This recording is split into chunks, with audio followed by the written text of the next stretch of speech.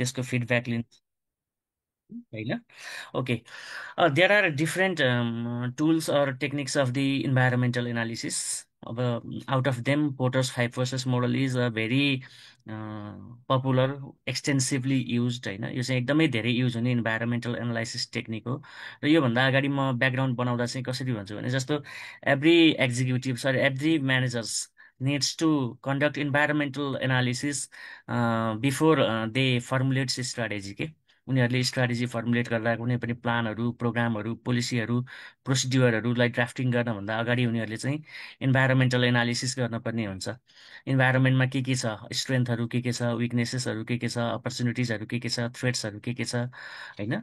What are the underlying strengths weaknesses opportunities and threats in operating environment होइन, in internal as well as external environment हो। त्यो सबै कुराहरूको लागि चाहिँ उनीहरूले के गरिरहेको हुन्छ भन्दा इन्भाइरोमेन्टलाई कन्सट्यान्टली मोनिटरिङ गरिरहेको हुन्छ। कन्सट्यान्टली उनीहरूले इन्भाइरोमेन्टबाट इन्फर्मेसनहरू कलेक्सन गरिरहेको हुन्छ, इन्टरप्रिटेसन गरिरहेको हुन्छ, क्लासिफाई गरिरहेको हुन्छ, रिलेभेन्ट इन्फर्मेसनहरूको बेसिसमा डिसिजन मेकिङ गरिरहेको हुन्छ। हो, यो धेरै कुराहरू म्यानेजमेन्टको सबै कुराहरू यसमा रिपिट भएर आउने हुनाले पनि मैले यसमा केही कुराहरू गर्न खोजेको हो। र यो जस्तो there are different techniques of environmental analysis है। जस्तो इक्जाममा सोध्ने पनि जस्तो पिइएसटिइएलजी अथवा पेस्टेल अथवा पेस्ट मात्रै पनि भन्ने चलन छ। पेस्ट एनालाइसिस चाहिँ एउटा सबभन्दा इजी अनि सबभन्दा अलि कम्प्रिहेन्सिभ अलि सब्जेक्टिभ नेचरको अनि अब ब्याचलरदेखि नै त्यो स्टुडेन्टहरूले पनि त्यसको बारेमा पढ्नुहुन्छ। त्यो एउटा पेस्ट एनालाइसिस भयो। अब अर्को सोट एनालाइसिस पनि भयो होइन। त्यसपछि अरू धेरै टेक्निकहरू छ, तर त्यो मध्ये माइकल ई पोर्टरले डेभलप गरेको छ, जसलाई हामी चाहिँ माइकल ई पोर्टरलाई अब स्ट्राटेजिक म्यानेजमेन्टको एउटा प्रोमिनेन्ट स्कलर भनेर भन्छौँ है। अब त्यो कारणले गर्दा उहाँको धेरै थ्योरीहरू पोर्टर्स डायमन्ड आउन सक्छ हाम्रो इक्जाममा, पोर्टर्स फाइभ फोर्सेस मोडल आउन सक्छ। त्यसपछि अरू धेरै थ्योरीहरू चाहिँ जेनरिक स्ट्राटेजीहरूको कुराहरू धेरै कुराहरू चाहिँ यहाँबाट आइरहेको छ इक्जाममा, छुटेको छैन। र एमसिक्यूमा पनि उता फर्स्ट पेपरको सेकेन्ड पार्टमा पनि यहाँबाट धेरै नै क्वेसनहरू सोधिरहेको हुन्छ। फाइभ फोर्सेसमा कुन पर्छ कुन पर्दैन यस्तो कुराहरू, अथवा यसले केलाई एनालिसिस गर्छ केलाई गर्दैन त्यस्तो कुराहरू चाहिँ गरिरहेको हुन्छ। र अब अरू साथीहरू आउँदै गरेको कन्डिसनमा थोरै रिभाइज गरिहालौँ। जस्तो business environment is compose of two broad factors के। हाम्रो बिजनेस इन्भाइरोमेन्ट भन्ने बित्तिकै दुईवटा फ्याक्टरहरू त्यहाँ चाहिँ लिङ्क्ड हुन्छ, एउटा इन्टरनल इन्भाइरोमेन्ट हुन्छ, एउटा एक्सटर्नल इन्भाइरोमेन्ट हुन्छ होइन। अब इन्टरनल इन्भाइरोमेन्टलाई एनालाइसिस गर्ने टेक्निकहरू चाहिँ अब भ्यालु चेन एनालिसिस सबभन्दा इम्पोर्टेन्ट, जुन इक्जाममा पनि धेरै नै सोधिरहेको हुन्छ। त्यसपछि अरू अब इफेक्टिभनेस एनालाइसिस होइन, धेरै टेक्निकहरू त्यसको छ। र एक्सटर्नल इन्भाइरोमेन्टलाई एनालिसिस गर्ने पनि डिफ्रेन्ट टेक्निक्सहरू हामीसँग एभाइलेबल छ, अघि मैले भनेको पेस्टेलजी, सोट एनालाइसिस इटिसी है, धेरै छ। अनि इन्डस्ट्री इन्भाइरोमेन्ट अथवा टास्क इन्भाइरोमेन्ट अथवा अपरेटिङ इन्भाइरोमेन्ट तिनटै नामले बुझ्ने चलन छ होइन। इन्डस्ट्री इन्भाइरोमेन्टलाई पनि एनालिसिस गर्ने डिफ्रेन्ट टेक्निक्सहरू छ जो चाहिँ सेमी कन्ट्रोलेबल हुन्छ। जस्तो इन्टरनल इन्भाइरोमेन्ट चाहिँ टोटल्ली 100% कन्ट्रोलेबल हुन्छ। हामी इन्टरनल इन्भाइरोमेन्टमा भएको कुराहरूलाई चेन्ज गर्न, अल्टर गर्न, मोडिफाई गर्न सक्छौँ हामी सर्ट टाइममा अथवा लङ टाइममा है। तर हामी एक्सटर्नल इन्भाइरोमेन्टल फ्याक्टरहरूलाई चाहिँ हामी के गर्न सक्दैनौँ, चेन्ज गर्न सक्दैनौँ। They are beyond from the organization के। उनीहरू चाहिँ अर्गनाइजेसनबाट बाहिर हुन्छ, टाढा हुन्छ। अनि they are big forces, so that we can not alter them, we can not change them, even we can not manipulate them के। हामीले उनीहरूलाई चाहिँ चेन्ज गर्न सकिरहेको हुँदैनौँ हो। अनि यो इन्डस्ट्री इन्भाइरोमेन्ट चाहिँ बिचमा हुन्छ होइन। इन्टरनल इन्भाइरोमेन्ट भन्दा बाहिर, एक्सटर्नल इन्भाइरोमेन्ट भन्दा इनर सर्कलमा, जसमा चाहिँ हाम्रो स्टेक होल्डरहरू, बिजनेसको स्टेक होल्डरहरू है, जसलाई हामी रिलेटिभ्स पनि भन्छौँ बिजनेसको, हो त्यो स्टेक होल्डरहरू हुन्छ त्यसमा चाहिँ। अब त्यो स्टेक होल्डरहरूमा चाहिँ हाम्रो कस्टमर पर्ला होइन, हाम्रो ब्याङ्क एन्ड फाइनेन्सियल इन्स्टिट्युसन्स पर्ला, सप्लायर पर्ला, बायर्सहरू पर्लान् होइन। त्यसपछि होलसेलर्सहरू, एजेन्टहरू, रिटेलरहरू, ब्रोकरहरू, हाम्रो कम्पिटिटरहरू इभन होइन, सबै कुराहरू, गभर्मेन्ट होइन, मिडिया, सबै कुराहरू चाहिँ यो इन्डस्ट्री इन्भाइरोमेन्ट अथवा टास्क इन्भाइरोमेन्ट अथवा अपरेटिङ इन्भाइरोमेन्ट हो। तिनटै नामले जुनले बोलाए पनि, जुनले इन्डिकेट गरे पनि, डिनोट गरे पनि इन्डस्ट्री इन्भाइरोमेन्ट नै हो। त्यो इन्डस्ट्री इन्भाइरोमेन्टलाई एनालिसिस गर्ने सबभन्दा इफेक्टिभ टेक्निक माइकल ई पोर्टरले होइन, प्रोफेसर माइकल ई पोर्टरले डेभलप गरेको हुनाले, र यसमा पाँचवटा डिफ्रेन्ट फोर्सेसहरू, फाइभ डिफ्रेन्ट फोर्सेसहरू उनले आइडेन्टिफाई गरेको र तिनीहरूको इन्टरेक्सनलाई डेमोन्स्ट्रेट गरेको हुनाले यसलाई चाहिँ पोर्टर्स फाइभ फोर्सेस मोडल भनेर भनिएको हो है। त्यो कारणले गर्दा चाहिँ अब यो जस्तो अब 1985 भन्दा अगाडि अरू पनि टेक्निकहरू होइन, इन्डस्ट्री इन्भाइरोमेन्टल टेक्निकहरू टुल्सहरू अभाइलेबल थिए हाम्रोमा होइन। हाम्रो इन्डस्ट्रीमा अथवा चाहिँ ग्लोबल मार्केटको कुरा गर्छौँ हामी, स्ट्राटेजी फर्मुलेसनको कुरा गर्दा भने अब यो जब यो 5 फोर्सेस मोडल डेभलप भयो अथवा उनले प्रेजेन्ट गरे, त्यसपछि चाहिँ अनि यो पोर्टर्स 5 फोर्सेस मोडल चाहिँ एकदम एक्सटेन्सिभली युज भइरहेको हुन्छ। तपाईँहरूमध्ये यहाँ अब कतिपय तपाईँहरू एमफिल गरिसक्नु भएको होला अथवा मास्टर सबैले सकेर आएको हुनुहुन्छ। उहाँहरू सबैले पोर्टर्स 5 फोर्सेस मोडल चाहिँ हामीले कम्पलसरीली हामीले चाहिँ अलरेडी डिस्कस गरेर अथवा इक्जाममा पनि डिल गरेर त्यसको बारेमा हामीले धेरै कुराहरू अर्न गरिसकेका छौँ होइन। र अब यो चाहिँ किन पनि इम्पोर्टेन्ट छ भने it is applicable in each and every sectors of the economy क्या। जस्तो यो कुनै एउटा सेक्टरमा यो चाहिँ युजफुल हुन्छ, अर्को कुनै एउटा सेक्टरमा चाहिँ युजफुल हुँदैन भन्ने चाहिँ छैन होइन। जस्तो अब एजुकेसन सेक्टरमा युज हुँदैन अथवा हस्पिटालिटीमा युज हुँदैन अथवा कुनैमा युज हुँदैन भन्ने होइन। जुनसुकै सेक्टरमा, इकोनोमीको जुनसुकै सेक्टरमा, जुनसुकै बिजनेसमा, जुनसुकै कम्पिटेटिभ इन्भाइरोमेन्टमा, कम्पिटेटिभ ल्यान्डस्केपमा यसलाई अप्लाई गर्न सकिने भएको हुनाले पनि यो चाहिँ पपुलर भएको हो है। त्यो कारणले गर्दा मैले धेरै कुराहरू भने यसको।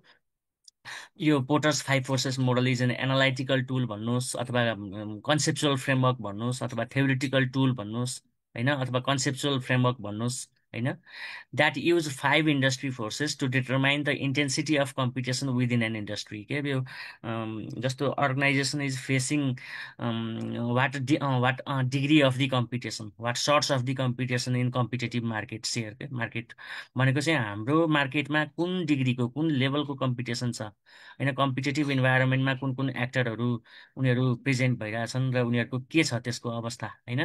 कम्पिटेटिभ प्रेसर कतिको छ, कम्पिटेटिभ इन्टेलिजेन्स अर्गनाइजेसनले कम्पिटेटिभ इन्टेलिजेन्स थ्रु डिफ्रेन्ट इन्फर्मेसनहरू कलेक्सन गरिरहेको हुन्छ कम्पिटिटरको बारेमा, उनीहरूको प्राइसिङ स्ट्राटेजीको बारेमा, उनीहरूको प्रमोसन स्ट्राटेजी होइन, उनीहरूको डिफ्रेन्ट अब उनीहरूले कस्तो रिसेन्ट मुभहरू चाहिँ आफूलाई इन्डस्ट्रीमा गराइरहेछ भन्ने कुराहरू चाहिँ यसको हामीले एनालिसिस गर्नुपर्ने हुन्छ। र त्यसको लागि चाहिँ पोर्टर्स 5 फोर्सेस मोडल एउटा बेस्ट मोडलको रूपमा चाहिँ अभाइलेबल छ होइन। अब यो मोडल कसले डेभलप गरेको त भन्दा नामबाटै आएको छ, माइकल ई पोर्टर है, जो 1979मा उनले चाहिँ यो आफ्नो आर्टिकलमा 5 डिफ्रेन्ट फोर्सेसहरूलाई चाहिँ इन्डस्ट्रीलाई एफेक्ट गरिरहेको हुन्छ भनेर उनले आइडेन्टिफाई गरे। र त्यसपछि बिस्तारै चाहिँ यो चाहिँ अब हाम्रो म्यानेजमेन्ट फ्याकल्टी अथवा हाम्रो म्यानेजमेन्ट लिटरेचर चाहिँ बेसिकल्ली अब युरोपियन कन्ट्रिब्युसन नै भन्न पर्यो होइन। अनि त्यहाँबाट बिस्तारै युनिभर्सिटीहरूले चाहिँ त्यसलाई करिकुलममा राख्दै गए अनि त्यसपछि चाहिँ बिस्तारै अनि हाम्रोमा पनि यो आइपुग्यो। र अब ती फोर्सेसहरू के हुन् त, 5 फोर्सेसहरू के हुन् त भन्दा एउटा चाहिँ entry barriers for the new firm भनेको कुनै पनि एउटा कम्पिटेटिभ मार्केटमा अहिले भइरहेको एक्जिस्टिङ कम्पिटिटरहरू भन्दा न्यू कम्पिटिटर चाहिँ बाहिरबाट आउन सक्ने चान्स छ कि छैन। अहिले जति पनि एक्जिस्टिङ कम्पिटिटरहरू छन् अथवा एक्टरहरू छन् जसले सिमिलर गुड्स एन्ड कम्पिटिटर भनेको त बुझ्नुहोस् है, फेरि कम्पिटिटर भनेर जुन पनि अर्गनाइजेसनलाई कम्पिटिटर भनिँदैन है हाम्रो लिटरेचरमा। कम्पिटिटर भनेको competitors are the organizations who produce similar goods and services and target to the same segment of the customers के। जसले similar goods and service production गर्छन् र जसले चाहिँ सेम बायर्स ग्रुपलाई चाहिँ टार्गेट गरिरहेछन् उनीहरूलाई चाहिँ हामी के भन्छौँ, कम्पिटिटर भन्छौँ है। यो थ्योरी पढ्दा धेरै कुराहरू आउने भएको हुनाले मैले चाहिँ आज यो चुज गरे हो है। त्यसपछि अर्को थ्रेट अफ दि सब्स्टिच्युट प्रोडक्ट भयो। अब हामी इकोनोमिक्स अथवा म्यानेजमेन्टमा सब्स्टिच्युट प्रोडक्ट भन्ने एउटा हाम्रो टर्मिनोलोजी युज गर्छौँ। त्यो सब्स्टिच्युट प्रोडक्टले केलाई इन्डिकेट गर्छ भने कुनै पनि एउटा गुड्स अथवा सर्भिस मार्केटमा जुन अभाइलेबल छ अथवा जसलाई हामी कन्ज्युम गरिरहेको हुन्छौँ त्यसलाई रिप्लेस गर्न सक्ने अर्को कुनै गुड्स मार्केटमा अभाइलेबल छ कि छैन होइन। त्यसलाई प्रेजेन्ट कन्जम्सनलाई रिप्लेस गर्न सक्ने कुनै गुड्स एन्ड सर्भिस मार्केटमा अभाइलेबल छ कि छैन, छ भने त्यसलाई हामी सब्स्टिच्युट प्रोडक्ट भन्छौँ। हाम्रो प्रेजेन्ट कन्जम्सनलाई, हाम्रो प्रेजेन्ट कन्जम्सन प्याटर्नलाई, ह्याबिटलाई अथवा गुड्स एन्ड सर्भिसलाई रिप्लेस गर्न सक्ने पोटेन्सियल प्रोडक्टलाई चाहिँ हामी के भन्छौँ, सब्स्टिच्युट प्रोडक्ट भन्छौँ। जस्तै चियाको प्राइस बढ्दै गयो, इफ होइन price of the tea is rising gradually continuously at that time we may use coffee होइन। अब यदि हाम्रोमा अब just suppose holding internet service हामीले लिइरहेछौँ, त्यसको क्वालिटी बिस्तारै बिग्रँदै गयो, प्राइस बढाउँदै गयो भने हामीले त्यसको अगेन्स्टमा हाम्रो अर्को इन्टरनेट कम्पनीबाट हामी चाहिँ युज गर्न सक्छौँ। भनेको युज नै सब्स्टिच्युट हुन पनि सक्छ, प्रोडक्ट सब्स्टिच्युट हुन पनि सक्छ। हो, अहिले गरिराखेको कन्जम्सनलाई चेन्ज गर्न सक्ने, होइन। जस्तो चियाको बदलामा हामीले कफी पियौँ भने, होइन, अथवा चाहिँ कोकको बदलामा हामीले फ्यान्टा, होइन, यस्तो एउटा प्रोडक्टलाई अर्को कुनै प्रोडक्टले सब्स्टिच्युट गर्छ, एउटा निड्सलाई अर्को कुनै निड्सले सब्स्टिच्युट गर्छ भने त्यो चाहिँ सब्स्टिच्युट प्रोडक्ट भयो है। अर्को चाहिँ बार्गेनिङ पावर अफ बायर्स। मैले अघि भने अर्गनाइजेसनको डिफ्रेन्ट रिलेटिभ्सहरू, जसलाई हामी स्टेक होल्डर भन्छौँ हाम्रो म्यानेजमेन्ट लिट्रेचरमा। स्टेक होल्डर्सहरू भनेको जसले अर्गनाइजेसनको पर्फर्मेन्सलाई, अर्गनाइजेसनको अपरेसनलाई डाइरेक्टली इन्डाइरेक्टली सपोर्ट अथवा लिमिट गरिरहेका हुन्छन्, होइन, तिनीहरूलाई स्टेक होल्डर भन्छौँ। हो, त्यो स्टेक होल्डरहरूमध्ये सप्लायर चाहिँ एउटा मेजर स्टेक होल्डर हो, हु प्रोभाइड र मेटेरियल अर इनपुट फर अस। के हामीलाई उसले चाहिँ के गर्छ, र मेटेरियल प्रोभाइड गर्छ, उसले हामीलाई डिफ्रेन्ट इनपुटहरू प्रोभाइड गर्छ। जस्तो अब नेपाल इलेक्ट्रिसिटी अथोरिटीले हामीलाई इलेक्ट्रिसिटी दिइरहेछ, ऊ सप्लायर हुन सक्यो।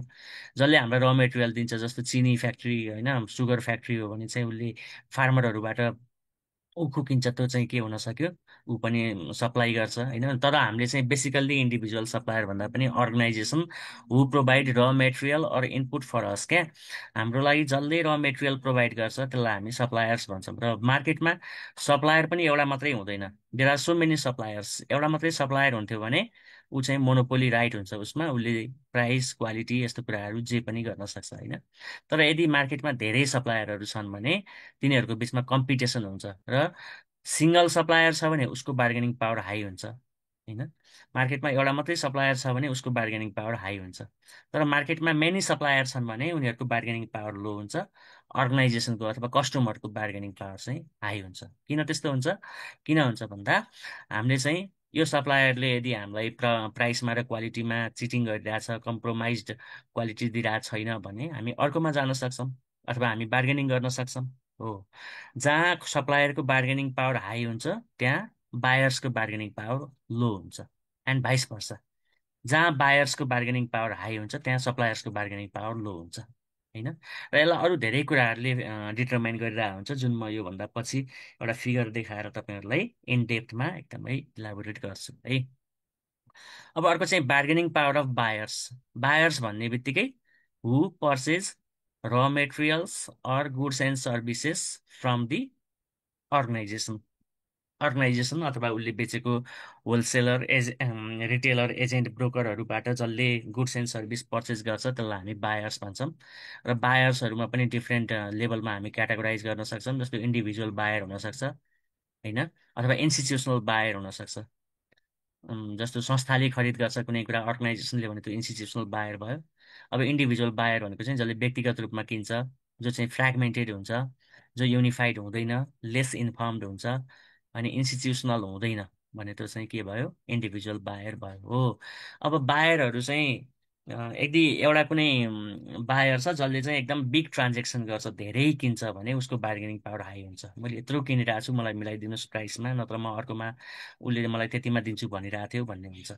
तर अब बायर चाहिँ स्मल बायर छ, उसको अरूसँग अब इन्टिग्रेसन पनि छैन, उनीहरू कनेक्टेड छैनन्, होइन, र मार्केटको बारेमा सबै इन्फर्मेसन उसलाई अभाइलेबल छैन भने त्यो बेलामा फेरि बायर्सको बार्गेनिङ पावर चाहिँ लो हुन्छ। र अर्को चाहिँ भयो इन्डस्ट्री राइभलरी। म यो फिगरबाटै देखाएर गर्छु अब। र इन्डस्ट्री राइभलरी भनेको चाहिँ कुन डिग्रीको कम्पिटिसन छ, कुन डिग्रीको कम्पिटेटिभ प्रेसर छ हाम्रो इन्डस्ट्रीमा, अर्गनाइजेसनले कुन लेभलको कम्पिटेटिभ प्रेसर आफ्नो कम्पिटिटरहरूबाट फिल गरिरहेछ। सबै कम्पिटिटरहरू एउटै वेमा, एउटै डाइमेन्सनमा, प्राइसमा मात्रै कम्पिट गरिरहेछन् भने त्यो डिग्री अफ कम्पिटिसन हाई हुन्छ।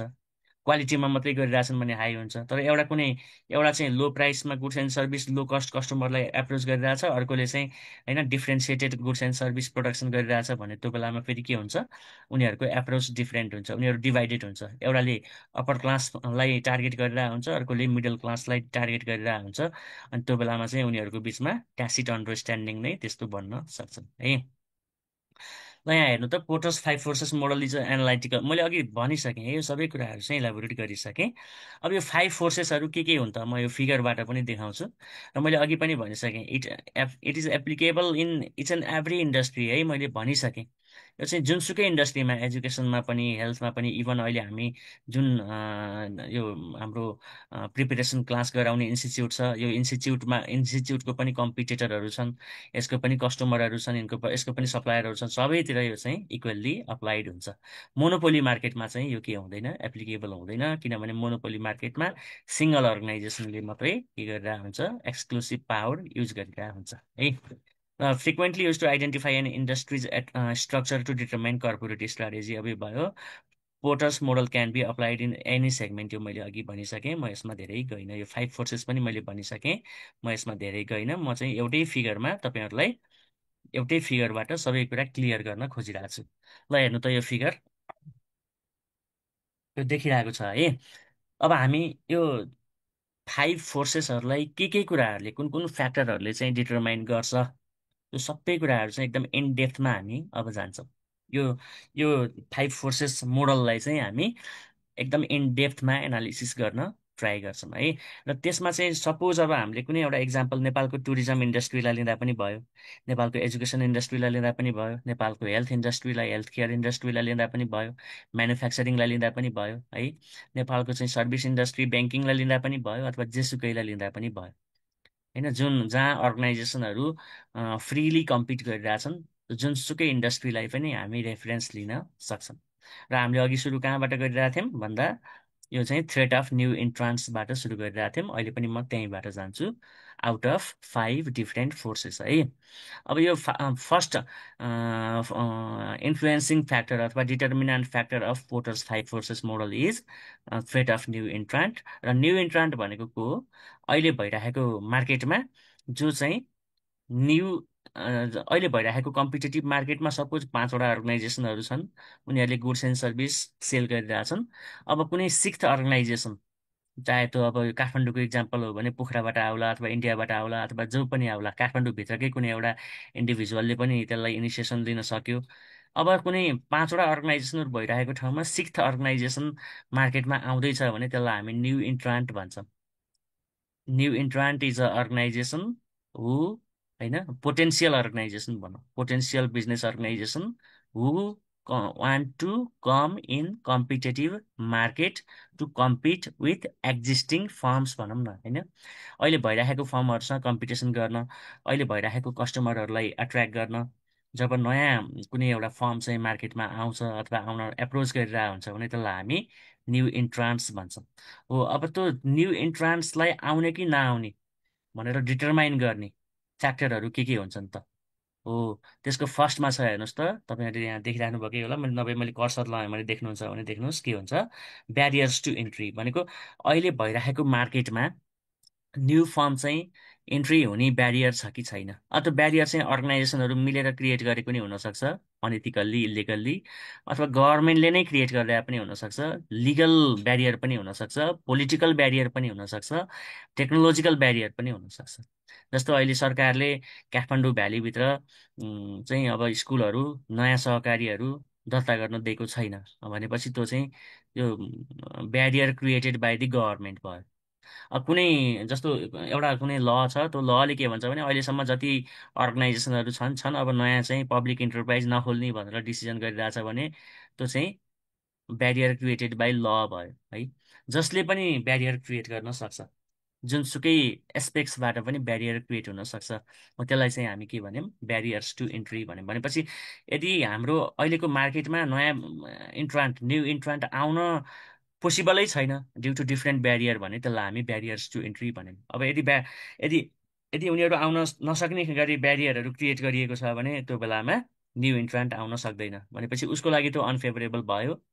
तर अहिले भइरहेको एक्जिस्टिङ फर्महरूको लागि चाहिँ त्यो फेरि के भयो, त्यो चाहिँ अपर्च्युनिटी भयो।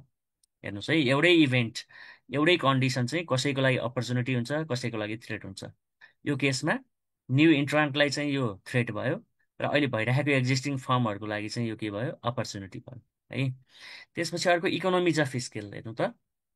इकोनोमिज अफ स्केल भनेको के हो भने, जब हामीले कुनै पनि गुड्स एन्ड सर्भिस एकदम भोल्युममा, ह्युज भोल्युममा हामीले प्रोडक्सन गर्छौँ भने त्यसको कस्ट मिनिमाइज हुन्छ होइन। जस्तो हामीले कुनै एउटा गुड्स एन्ड सर्भिस जम्मा 20 युनिट बनाउँछौँ भने त्यसको कस्ट हाई हुन्छ, तर हामीले 2 लाख युनिट बनाउँछौँ भने त त्यसको कस्ट लो हुन्छ।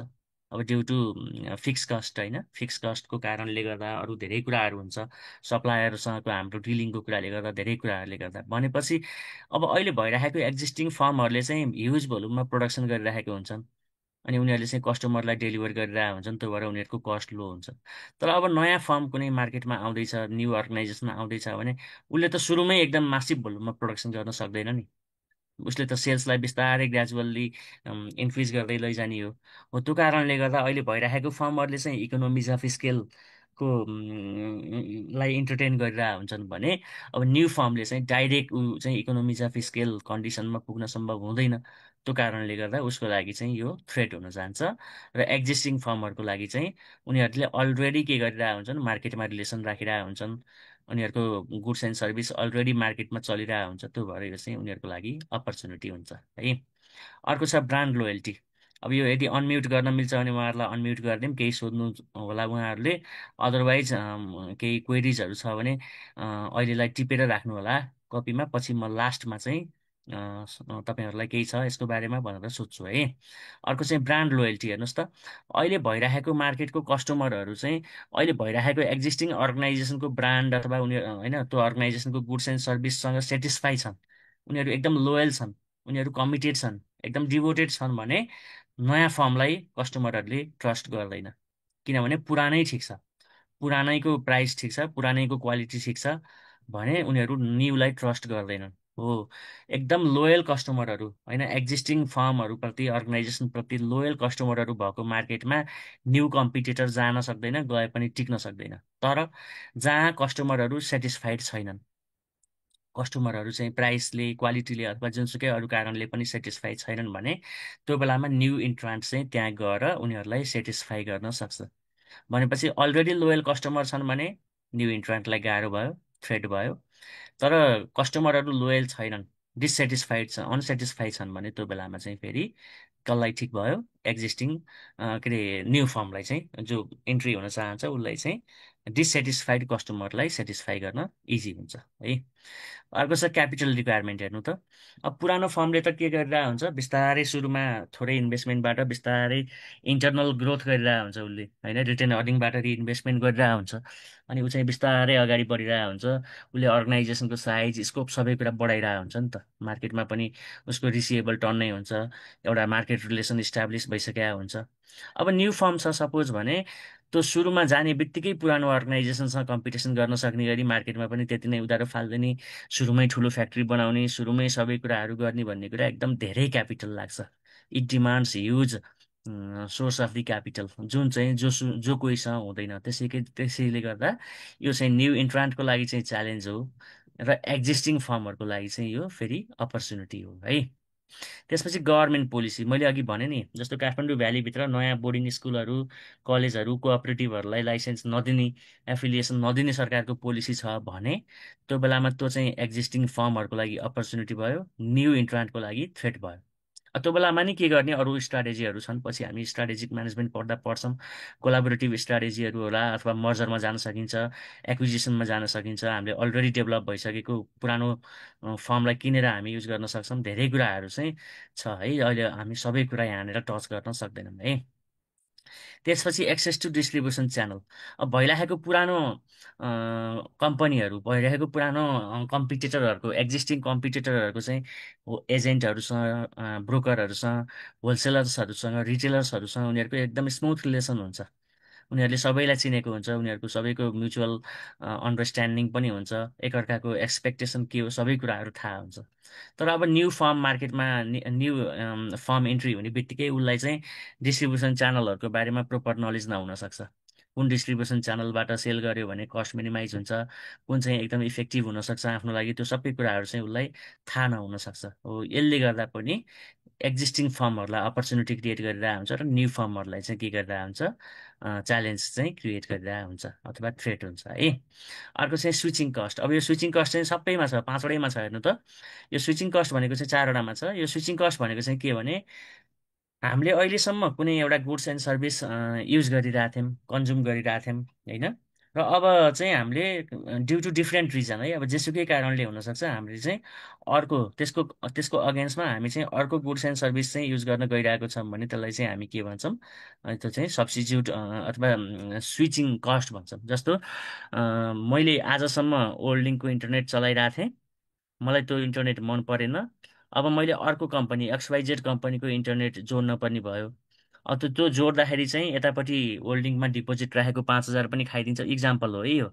5,000 पनि जान्छ, मेरो इन्स्टलेसन राउटर सबै किनेको भएर 10,000 घाटा लाग्छ नयाँ ल्याउँदा भने, अब मैले त्यो स्विचिङ कस्ट बियर गर्ने कि नगर्ने, 10,000 चाहिँ मेरो स्विचिङ कस्ट हो। अथवा हामीले बच्चा चाहिँ एउटा स्कुलमा राखिरहेछौँ, अब त्यो स्कुल छोडेर अर्को स्कुलमा लैजाँदाखेरि मन परेन, अर्को स्कुलमा लैजाँदाखेरि त्यो उसलाई चाहिँ डिस्कन्टिन्यू गरेर अर्को स्कुलमा लगेर एडमिसन गर्दाखेरि लाग्ने कस्टलाई हामी स्विचिङ कस्ट भन्छौँ। भनेपछि एउटा कुनै प्रोडक्ट होइन हामी युज गरिरहेको थियौँ, त्यो प्रोडक्टलाई डिस्कन्टिन्यू गरेर अर्को प्रोडक्ट युज गर्दाखेरि हामीले बियर गर्न पर्ने कस्ट चाहिँ के हो, स्विचिङ कस्ट हो। अब स्विचिङ कस्ट हाई हुन्छ, कस्टमरहरूले अहिले चाहिँ एउटा अर्गनाइजेसनको गुड्स एन्ड सर्भिस युज गरिरहेछन्, अब उनीहरू चाहिँ न्यू इन्ट्रान्टको गर्न चाहन्छन्, तर स्विचिङ कस्ट हाई हुन्छ भने त्यो बेलामा के हुन्छ, कस्टमरहरूले भयो यत्रो खर्च गर्नभन्दा त बरु यही गर्छु भन्ने चान्स हाई हुन्छ। कस्टमरहरूलाई हामीले थुत्न सकिँदैन पुरानोबाट। तर यदि स्विचिङ कस्ट लो छ भने, जस्तो जम्मा 100-200 रुपियाँ खर्च हुन्छ भने म अर्को नेट जोडिहाल्छु होइन। हो, स्विचिङ कस्ट लो हुन्छ भने चाहिँ फेरि के हुन्छ, हाम्रो कम्पिटिटरको भन्दा हामीले बेटर सर्भिस दिन्छौँ भनेर थोरै स्विचिङ कस्ट चाहिँ कस्टमरलाई सेक्रिफाइस गर्न लगाउन सक्छौँ, अथवा हामी उनीहरूलाई त्यति बराबरको डिस्काउन्ट दिन पनि सक्छौँ है। त्यसपछि हामी सेकेन्डमा गएको थियौँ बार्गेनिङ पावर अफ सप्लायर्समा है। अब सप्लायर्स भन्ने बित्तिकै जसले हामीलाई र मेटेरियल प्रोभाइड गर्छ अथवा बिजनेस इनपुट प्रोभाइड गर्छ। इनपुट भनेपछि फ्याक्टर्स अफ प्रोडक्सन सबै हुन्। फ्याक्टर्स अफ प्रोडक्सन भनेपछि सबै कुरा, ल्यान्ड, लेबर, क्यापिटल, इम्प्लोइमेन्ट, सबै कुराहरू यसमा पर्यो है। र यसलाई डिटरमाइन गर्ने कुराहरू के छन् त यहाँनिर हेरौँ है। यसमा फर्स्टमा छ number and size of suppliers हो। सप्लायर धेरै छन्, हामीलाई सजिलो हुन्छ, किनभने धेरै भएपछि हामीले उनीहरूको बिचमा उनीहरूको कम्पिटिसन हुन्छ, त्यसको बेनिफिट हामी लिन सक्छौँ। तर सप्लायर थोरै छ, एउटा मात्रै छ, हामीलाई बेफाइदा हुन्छ, किनभने उसले मोनोपोली राइट युज गर्छ। लैजा नलै, जस्तो हामीले पेट्रोलियम प्रोडक्ट चाहिँ नेपाल आयल निगमबाटै किन्छौँ, पेट्रोल पम्प जुन भए पनि। अब नेपाल आयल निगम भन्दा हाम्रो अर्को अप्सन छैन भनेपछि त्यहाँ चाहिँ के हुन्छ, हाम्रो बार्गेनिङ पावर चाहिँ हुँदैन है। त्यसपछि साइज अफ दि सप्लायर। अब साइज सप्लायर एकदम ठुलो छ होइन, एकदम पावरफुल छ, एकदम ठुलो छ भने त्यो बेलामा हामी बायर चाहिँ विक हुन्छौँ। तर सप्लायर चाहिँ ससाना तर धेरै छन् भने त्यो बेलामा फेरि हामी बायर चाहिँ पावरफुल हुन्छौँ, नत्र उसले पनि यतिमा दिन्छु भनिरहेछ भनेर बार्गेनिङ गर्ने ठाउँ रहन्छ है। अर्को uniqueness of each suppliers product. जस्तो सप्लायर ए चाहिँ एउटा कुरामा फेमस छ, सप्लायर बी अर्को कुरामा कन्सन्ट्रेटेड छ, सप्लायर सी अर्को कुरामा कन्सन्ट्रेटेड छ भने उनीहरू आफ्नो आफ्नो एरियामा उनीहरूले के गरिरहेको हुन्छ, पर्फर्म गरिरहेको हुन्छ। अनि त्यो कारणले गर्दा उनीहरू चाहिँ युनिक रहिरहेछन्। हामी जस्तो चाहियो त्यही सप्लायरकोमा जान पर्यो होइन। तर अब सबै सप्लायर सिमिलर छन्, एबिसी चाहिँ के छ, supplier A, supplier B, supplier C चाहिँ सबैको सिमिलर छ। उनीहरूको र मेटेरियल हामीलाई जुन प्रोभाइड गर्छन् उनीहरूले त्यो एकदम सिमिलर छ, प्राइसिङ पनि उस्तै छ भने अनि त्यहाँ चाहिँ कम्पिटिसन एकदम हाई हुन्छ, किनभने जस कहाँ गयो नि उही हो प्रोडक्ट, अनि प्राइसिङ पनि उस्तै हो भने अनि त्यहाँ चाहिँ एकदम हाई कम्पिटिसन हुन्छ। र अर्को चाहिँ फोकल कम्पनीज एबिलिटी टु सब्स्टिच्युट भनेको, अब अर्गनाइजेसनले सब्स्टिच्युट गर्न सक्ने एबिलिटी राख्छ कि राख्दैन त। जस्तो मैले कुनै एउटा पार्टीलाई 2 करोड तिर्नु छ, अब मैले त्यो पैसा नतिरिकन अर्कोमा गएँ भने त उसले मलाई बाँकी राख्दैन होइन। अथवा कुनै ड्यु टु डिफ्रेन्ट रिजन है, एउटा पेएबल मात्रै होइन होइन, हाम्रो अब्लिगेसनको कुरा मात्रै होइन, अरू धेरै कुराहरू हुन सक्छन्, अरू धेरै कुराहरूले हामीलाई बाँधिराखेको हुनसक्छ नि त होइन। हो, त्यो कुराहरूले गर्दा हामी रियल्ली सब्स्टिच्युट गर्न सक्छौँ कि सक्दैनौँ ड्यु टु डिफ्रेन्ट रिजन, त्यो कुराहरू चाहिँ यसको डिटर्मिनेन्ट फ्याक्टरहरू भयो।